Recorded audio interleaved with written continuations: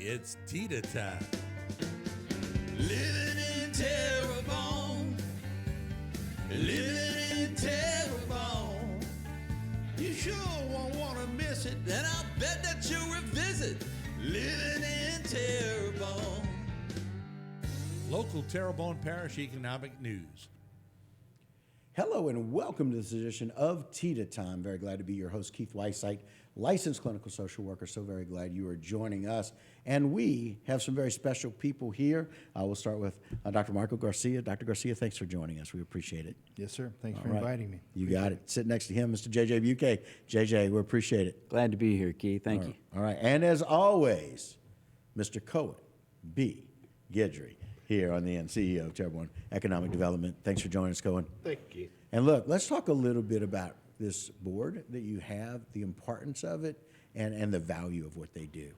Well, Keith, the board, our board of directors is really the backbone of our authority, and they bring their industry knowledge and expertise and give us great guidance, and there's a wealth of knowledge with everybody that we have on the board because they bring in from so many different aspects. And I wanted to be able to bring some of our board members on, and this is a voluntary board that does not pay, and they all give up time from their real world jobs. It didn't pay? This just in. Yeah. So, it's bringing in Dr. Garcia, he's been on this board since 2016. He's president of the board, to our newest board member of Mr. Buque. So, we're kind of in a transition of building back and filling some of the spots over the next 7 to 8 months, and it's kind of the old guard and the new guard, and it's my pleasure to have both these guys on here. Old guard, new guard, and avant-garde. And so we're glad to have all of those things. So, Dr. Garcia, one of those things that I'm fortunate being in the health and the mental health fields that I know who you are. But let's talk a little bit about what you do day to day, rather than just being the president and being on these boards. So my day-to-day is different than most doctors. Right. In 2005, I like to say year of Katrina, right. I was tasked with becoming the medical director for Chavez Medical Center. The management at the time asked me to take that on. And I continued to be a general surgery and do surgery and be involved in a training program. But as the years have gone by, things have continued to change. Mm-hmm.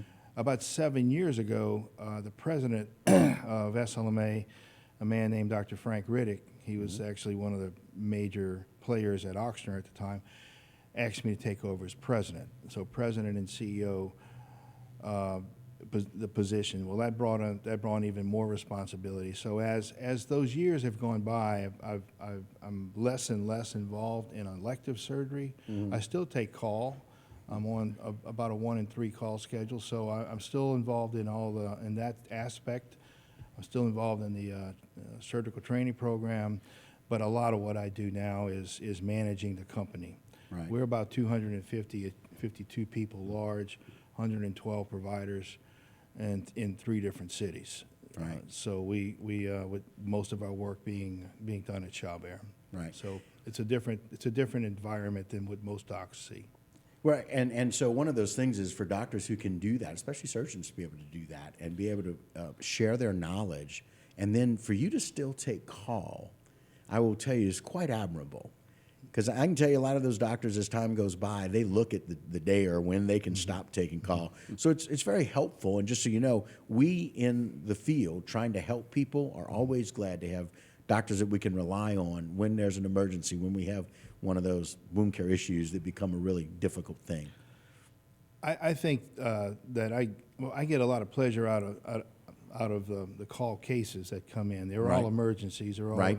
they're all someone in big trouble, and when I've been at Chavez such a long time now, and I've seen so much through that charity hospital that when I scrub in a case after hours with our residents, I'm usually able to point something out or bring attention to a concept that they otherwise may I would say miss out on. Right. So we take advantage of that. And it's the great teaching opportunity as well. Yeah. And so you do those things, and then day to day, you're the kind of president and CEO of SLMA, and that has so many different aspects and requirements for what you do with that. Lots of meetings, I would expect. So lots of meetings. I mean, there's a lot of financial things I have to care about and pay attention to. Healthcare has become very complicated in the last 20 years. It's not. It's very simple for a physician just to see a patient and maybe a bill gets dropped, but it's way more complicated than that in the back office. And Right. So what we have to be good at is not only regular bills, but it's the irregular things as well. Right, and the coding of that and all those coding changes that we've experienced with HCFAs and those kinds of things. So we've ever since 2015, the federal government set up a law called MACRA, and the MACRA law of 2015 pointed the United States into a direction where they want us to be more focused on quality and outcomes, and they'll pay you to have better quality and outcomes. So now it's not only just seeing a patient and having a bill, but they're also assessing quality and outcomes. So that strategy is very much in place in the United States, and it's, if you don't pay attention to it, that train's gonna leave you behind. So it's very complicated stuff. Every single company out there has got a different contract. Let's talk about the 7 years that you've been involved since 2015, as Cohen mentioned, about on the TEDA board and now the TEDFO board as well, and maybe letting us know the difference. So I got to the TEDA board through the chamber. Right. I was a board member of the Terrebonne Chamber of Commerce for quite some time. I just got stepped off the chamber last year. Incidentally, I've been on 11 years. Anyway, but a part way during my chamber involvement, Reggie Dupree said, Mike, you need to get on the TEDA board. Right. And that led me in this direction. So I was nominated from the chamber to the parish council to become a member of the board. I as a standing member, that went on for a couple of years, and then I got asked to become the head of it, and I have been the head ever since. Right. We worked our way through 2 years of COVID and then 1 year of IDA recovery, and those were very challenging years for everybody, obviously. But I always felt that being able to use what I know and people I know would be helpful for the community, and I enjoy doing it. TEDFO is the not-for-profit function of TEDA. TEDA was established by the legislature, but TEDFO is a not-for-profit. It permits us to move money around, like someone can donate to TEDFO, and then we can use that money to accomplish tax deductible. Tax deductibly. It's a 501. Right. So and that was effective during the post-IDA years, for example, Sure. with the trailer program that we created and along with JJ's help. Right. So yes, sir, there's the two different roles or two different functions, two different companies, if you would, but they really work together very closely. Right, and that's what we need. What a great transition as well to JJ and all the things that he's done. And for people that only maybe have gotten to know JJ and what his family has done for this community for many, many years through BK Distributors. Being far too kind, Keith. Well, but I know, and so I'm not going to embarrass you about the other things that I know and all the things that y'all have always done. But being on a volunteer board to see the economic development of this community has been something y'all have been involved in, and you've been involved in for many years. And now being on the board, let's talk a little bit about that selection and what that's like. And I'm sorry you're not getting paid. I apologize. Yeah, but it's just newsflash Surprising. right now. So, first off, I'm delighted to receive the appointment, and Dr. Garcia and I served on the chamber board, as he mentioned, for a number of years. He and I are both former chairman of the local chamber. So those were informative years, formative years, and learned a lot through that process. And you get to understand your community all the better. So, as you know, I was at BK Distributing Company, family beer distributorship. We really became a beverage distributorship over the last 15 years, and had the opportunity. We were given a very good offer in our company last year, and we executed that sale in June of last year. And so I've been working on JJ 2.0. Okay. And Cohen asked if I would be willing to fill a seat, and was happy to do that. Well, and so again, it's one of those things that you guys through BK Distributing, but you individually and through your dad have always given back to the community and served. Like you mentioned, serving on a lot of boards. That's exactly right. I mean, you and I have crossed paths, not just personally, but professionally so many times because of that involvement and taking care of our community. And Teda does it well, and TEDFO is a way to be able to do that. Let's talk about this trailer program that y'all are able to do and get together. So, one of the boards, I was at Rotary a little while ago. I think I'm on like 9 or 10 different boards and 4 or 5 committees. So, yeah, there's a lot of involvement, and it fills my day about as much as I want it to. So, I'm on the Bayou Community Foundation board. They talked about you last time they were on here. One of the founders with that organization, and it too is 501c3 community foundation. And, it takes a lot of different organizations and effort to help restore community after a big storm like Ida. It's a big lift to bring a community the repair and restoration that it needs. And I'm trying to remember the exact nature of that, but we teamed up with Teda, our organization, Bayou Community Foundation, teamed up with Teda late last year. It was within 45 days or so after the storm. The Bayou Community Foundation, got a lot of tremendous amount of donations from around the country. Yes. Right? I think we had like $7 or $8 million pour in from all over the place. Right.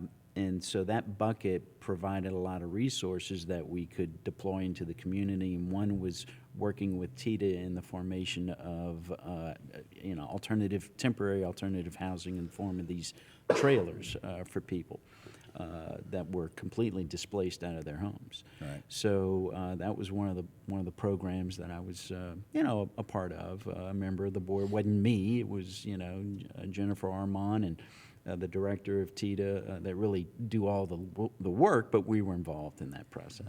Well, and again, what happens is, and I'm so very glad that both of you are able to articulate what it means to be on the board and to be able to talk about how the board functions. It's coming together with those ideas. It's much like you bringing years of knowledge in surgery and saying, hey, what about this?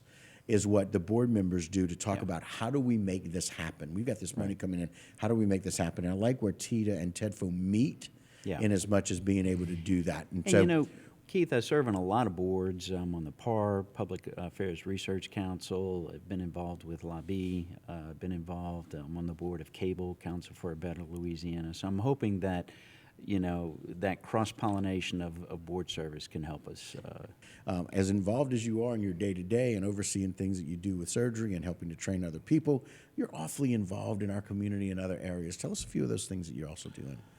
So I just rolled off the chamber board, and that actually opens up some free time for me. Oh. It does. I'm looking forward to hopefully continue to participate in the Teda board. I just also rolled off the START board, the START Corporation. Oh, okay. Is another not-for-profit here in town that does a lot of awesome good work. They really do. Especially with the homeless and veteran homeless. And so that board also, again, I'm going to miss being on it. Now I'm devoting most of my time to Teda and to the clinical practice. Oh, great! I have come to recognize that we can and should do better in the world of healthcare. Wow. And so I have several projects up my sleeve that will bring I think a better situation in healthcare to the local, to Terrebonne and Lafourche. There's something that I'm working on even at the state level that I hope will bring it out, bring better health care to much of the state, especially in the Medicaid population. So, well, boy, we look forward to hearing about that more. We'll have you back on as those things come to fruition, if that's okay. It's okay with me. Very cool. Very cool. Yes, sir. I appreciate that. And so, JJ, I know new on the board. Congratulations again. We'll see if we can't find some form of payment and more than just appreciation. But tell us some of the things that you guys are talking about with Teda and TEDFO. Some of the things that maybe we're looking forward to. Well, I just made my first meeting yesterday, right? So I'm still sipping from the fire hose a little bit as far as that goes, right? And I know that Cohen has a number of different businesses that they are trying to assist both existing industry, Right. existing businesses, and one or two that are, looking for some new locations. And so, but I must confess to you, I'm not in complete awareness of those. Grace by fire, right? Grace by fire. Some of the things you mentioned, all the things that you're doing and kind of filling up your day. It was kind of, I think we Yeah. would be exhausted to listen to what both you and Dr. Garcia do for your day to day with all of those things going on. Some of the other things that you've been doing in the community since the Big buyout. thing that I'm, I guess, really a party to is the B1 Bank Board. We're one of the larger banks in the state of Louisiana by deposit. That's a state domicile bank. Right. But we have a presence in Texas, both in Dallas and Houston, and 50 some odd branches today. And I arrived on that board when they acquired Pedestal Bank, Okay. which was based here in Houma. Right. And so that's been a great experience. It's a publicly traded bank, so you have not only the FDIC, but the Securities and Exchange Commission to worry about. So I have the pleasure of learning a lot about federal regulatory environment, and but it's fascinating and occupies a good part of my inbox right now. So it's a good thing. I'm also, I serve on the Max Charter School Board up in Thibodaux for Right. the dyslexic kids, and that's always a nice organization to work with. And I think I alluded to, the PAR and cable organizations. I'm also on the board of the South Louisiana Catholic Foundation. Right. All of these things fill my days and keep the brain active, and I enjoy. Yeah, I'm hoping that there can be some cross-pollination between these activities, and as you saw with Bayou Community Foundation and Teda, there are other ways in which service in one area can help in another area. So. Well, certainly the involvement that y'all have on the different boards that y'all have been on and continue to be on, and what those things are looking forward to with the future, really is helpful. To partnership is one of the things that Cohen and I talk about so often, not only on Teda Time, but when we get together and talk about what's needed and when we're at community events and those kinds of things. So that knowledge is so very helpful and thankful. And so I'm very happy that both of you are on the board and being able to kind of talk about and articulate some of the things that y'all do with and for each other. So we appreciate that. Yes, sir. Delighted. Yeah. Thank you. So, Cohen, what's happening with Teda? I put JJ on the spot, but quite frankly, as we close out here, just tell us a little bit about the excitement for these people on the board and what we're looking forward to as we move forward. 2023, Keith, is going to bring, we've got our capital outlay project kicking off, which, it's a state-of-the-art marine building facility that'll be able to build vessels for Coast Guard and for Navy. There's nothing like it in the entire state of Louisiana. We'll be able to compete with Mississippi, Alabama, and Florida for some of the big defense contracts. Contracts, right? And I think that'll bring some good revenues to the parish.